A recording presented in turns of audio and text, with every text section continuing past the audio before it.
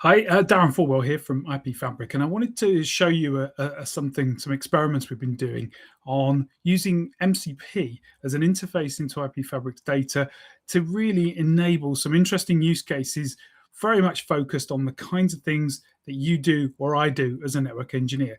I'll very quickly buzz through the first one. We'll talk about root cause analysis.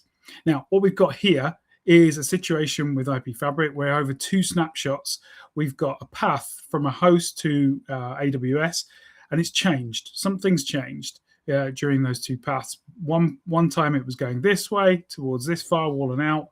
The other time it's going, as you can see, down here into the MPLS network and across. Means that the routing's changed between the 2, and we've got all the information. But rather than dig into it yourself to go find out, what we can do instead is ask Claude to help us out here. So if I just switch this to show you what I've done with Claude. Claude is now attached to an MCP server, which is hanging off the back of IP Fabric, and it's able to query the information and then reason about it. So I've set up a prompt here, as you can see, said that these 2 devices are in the network. One's on-prem, one's in the cloud. Some changes happened at a particular date. Go find out what happened.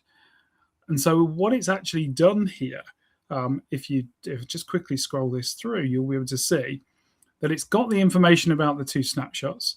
It's traced the path in the 2. They're similar to what we saw in the visualization before. But then it actually looks at the reasons why that's happened. So it looks at the routing tables on the devices, understands that there's the change, identifies what that change is, and it digs into the way that that change has echoed through the network and summarized it, right? So it's actually produced an output here, which essentially says that route is propagated from AWS through BGP into a firewall, into OSPF, and it's understood all of that. And it's produced me a report, and that report details all of the information that's been used in order to gain understanding of what's happened.